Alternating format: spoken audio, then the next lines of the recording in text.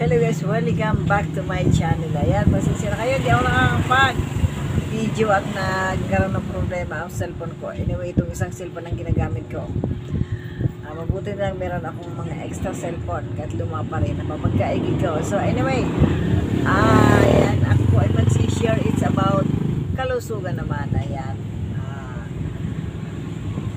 Since ako po ay may kondisyon at ang aking edad ay ano na rin, ito nga 57 na ako, and then ako po ay mild mild stroke survivor. So ay gusto ko pong mag-share sa inyo ng mga iba't ibang pwedeng kainin ng mga tulad ko, lalo na sa mga senior citizen, yung mga dapat ay ulam. Ito yung konti lang po maisishare ko sa inyo, and then isishare ko yung mga kung ano-ano yung dapat na yung mga pampabawas ng cholesterol, yung mga ganon. At eto, simulan na po natin pag umaga. Ayan, ano nga ba ang kasi ako minapanood din po na video na kapakipakinabang, kaya ay pinanood ko talaga siya. At yun nga po, additional sa aking kaalaman at isishare ko naman sa inyo. So ito po ay yung mga pagkain nga, at simulan natin sa umaga. Ang maganda pong kainin sa umaga ay oatmeal. Ayan, depende po sa inyo, or milk na konti. Minsan po ang ko dyan ay hindi po asukal, kundi minsan honey or konting gatas. Ayan.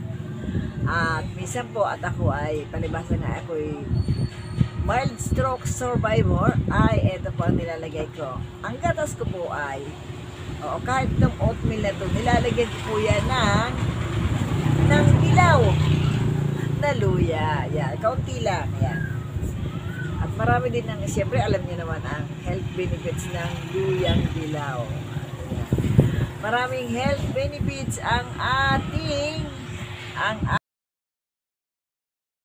ating pong luyang dilaw. At siyempre ang ating oatmeal ay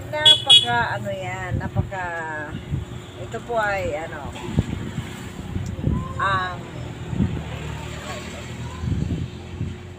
ang oatmeal ay napakasustansya po yan. Tama lang kain natin ng Ako nga po gano'n ang ginagawa ko.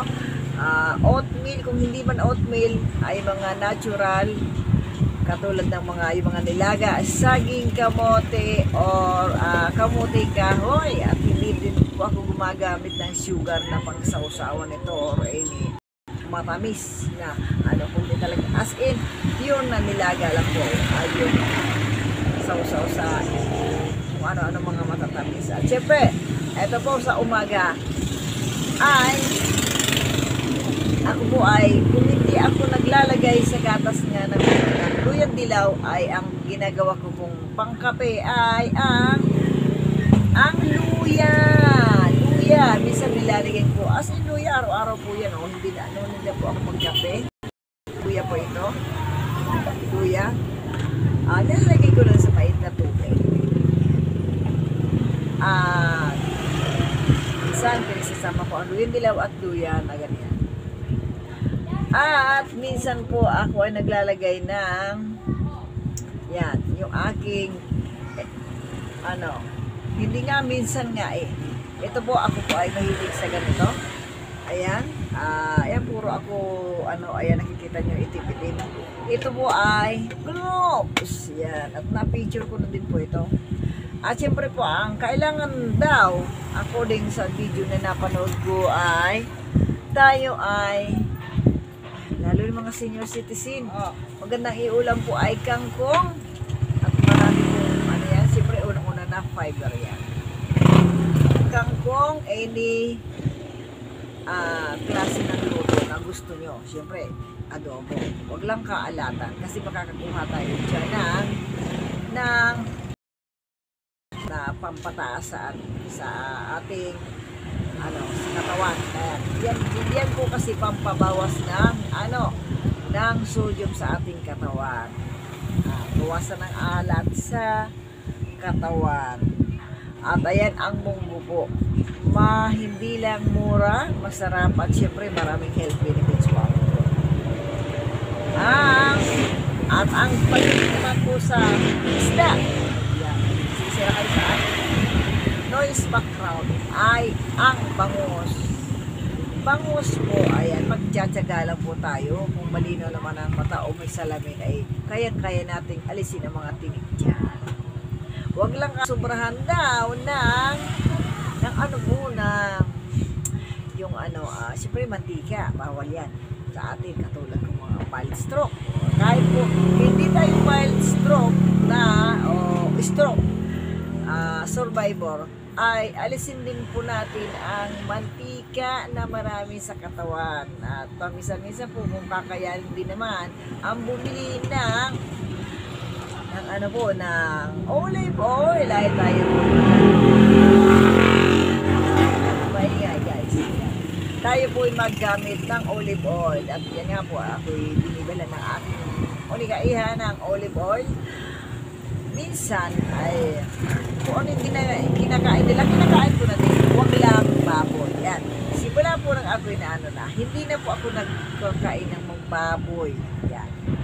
Yan po. Kasi ramdam ko talaga napakalakas po ng pagdating sa dito sa bato ko na talagang hindi na po ako tumitikiman lang ng may baboy. Minsan sa pizza pa yan, tinatanggal ko po yung ham kung anong nakalagay na kahit hotdog, ayaw ko na po. Ayan, ganyan po ako kaingat sa at ito, kahit po ito ay sa atin, minsan ay siyempre unang-una na may sugar ito. Minsan lang din po ako nito uminom. Ito binigay nga lang ng aking anak. Kasi ang ko dito, matamis ito. Yan. Ito ay, pag na cholesterol natin, nagkakaroon na tayo, complicated na. Yan, tumataas na ang ating level ng sugar at magiging diabetic na tayo pagka nasubarahan na tayo sa although ang rice. Yan. Pag napasubra po tayo sa rice. Pero ako po ay kumakain ng rice pa rin sa umaga. Although, sa gabi pwede rin. Kaso, kumbaga, diet. At sa umaga po, kahit ako'y nagsasangag at mahilig ako sa sinangag, patikim-tikim na lang ako ng mga bawal. Yung mga, po natin, yung mga maaalat natin, siyempre binabawasan ko yun. Kumbaga, tikim-tikim na lang. Magkaroon po tayo ng control sa mga At siyempre ako, kaya ko nga, ako po ay nasa 7 years ng mild stroke survivor. At eto, sa mga iba't ibang apps ako yung namamayagpag. Kaya napakahilig ko pa pong kumanta at nyo naman, kahit dito ako yung nasira lang ang aking gadget. Ayan.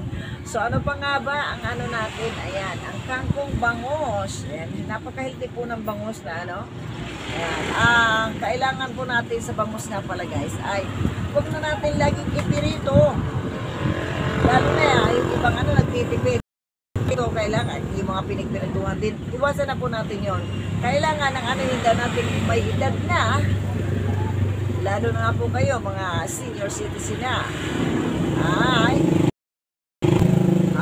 yung mga inihaw or steam, yan, mga ganon, ang kailangan natin, mga, o kaya alaga, as in, walang, pwedeng, instead na mga powder na pang-asin, mag-asim na lang tayo ng kamatis, sampalok or bayabas. O, di ba? Napaka-natural na mga pang-asim ay napakaganda po niya sa ating katawan. Siyempre, may chemical na yung mga At ako ay hindi nag-aano po kumakain na mga yan. Ayan, ang isdang bangus po ay may omega-3. Ayan, ako po ay may mga nasulat dito. Ako nga po mahilig Ayan. Protina, mas ang galing sa isda na protina daw po ay mas okay kaysa sa protina from meat. Oy, hindi rin natutunan ko lang din po ng mga nahilig ako magbasa sa mga manood sa mga ganito. At syempre, ang munggo ay may fiber nga. Yung sabi ko nga, ayan, munggo, mga ulam na mga katulad mga senior citizen ay ang yan, munggo. Syempre, po ay may fiber, magnesium, and potassium po yan. Hindi lang ang potassium po ay galing daw sa saging.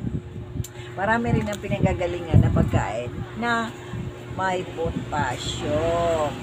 At ang avocado po, pagdating sa prutas, ay ang avocado. May potassium din po yan. Ayan. Yung good fats po ng avocado ay napakaganda sa atin. At paano na isi-share ko po ito sa inyo? At ayan, meron pa. Ayan ang yung bawang naman, kailangan kahit yan, naging ano natin yon na pag nagigisa, sabagay ka, tayo naman talaga yung nagigisa ay may bawang, di ba? Wag alisin ang bawang sa ano. Ako nga po sa lutuin natin. Ako nga po ay kumakain ng bawang flakes na ano, isa naman yung nagbigay sa akin bawang. Natutunan ko yan dati, wala. Sabi ko, ayoko ng lasang bawang, guys. Ayoko ng bawang. Ngayon, nang inaral ko nitong ganito na ang kondisyon. Kakainin ko to. At may time nga po ako po ay, yung tubig na iniinom ko ay nilalagyan ko ng bawang. Yan. Kahit po yan ay maano sa bibig, ay tisin po natin. Akala ko sabing, oo, may humalik sa atin o wala. Ay tayo po ay mag-ano ng bawang. At yan po, yun, katulad ngayon sa peritong mani. Kinakain ko na ang bawang sa mga peritong gano'n. Sanayan din naman po yan. At siyempre, kung gusto natin humaba-haba pa ang buhay natin, iwasan po natin yung mga bawal siyempre. Siyempre maraming bawal na pagkain, maraming bawal, lalo na sa mga mild stroke nga po katulad ko.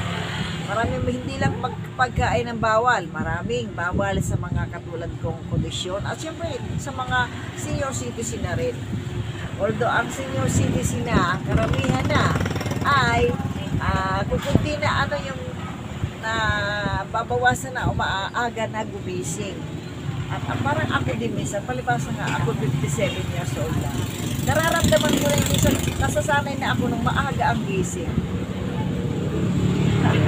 Iba na talaga pag tumatanda. Kaya kung gusto mo pa po natin tumanda pa sa edad natin, ay ingat po ang kailangan. Ayan, at ako nga po ay kung ano-ano na lang gaya ng ito, nakakailan po ako nito na tubig.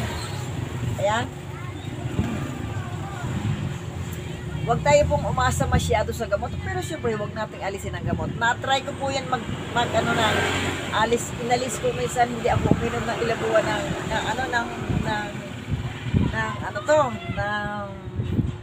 maintenance. Ay, ako po yung nag-high blood.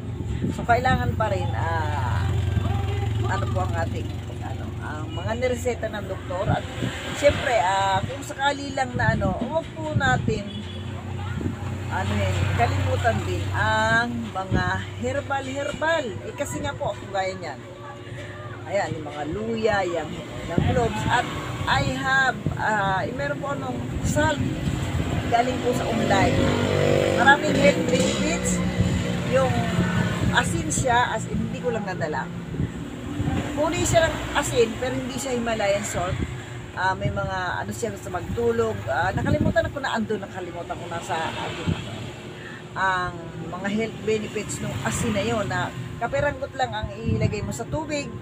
Ayan, number 1 na ang pagtulog. At yung pag-ihi nga pala, yun. Yung laging umiihi sa gabi. At ako po, naranasan ko po yan, ang laging umiihi sa gabi. Pag hindi ako nakakainom ng mga iniinom ko at sa sobrang busy ko sa adik-adik na ito sa pag TikTok, sa social media, ay nakakalimutan ko kung inumin yung aking isang ayan po, paalala natin sa mga magkaroon tayo ng ng paraan na para hindi natin makalimutan yung ating mga iniinom. Pero totoo po yan, talagang hindi ko maiwasan minsan na yung magpuyat din, pero talaga pong bawal ang magpuyat, kaya iwasan po natin. Ayan, palibasa nga po ako yung vlogger, hindi ko minsan maiwasan, hindi magpuyat. Ayan, sana po may natutunan kayo sa aking na-share, at salamat po sa inyo lahat. Ingat po tayong lahat. God bless everyone.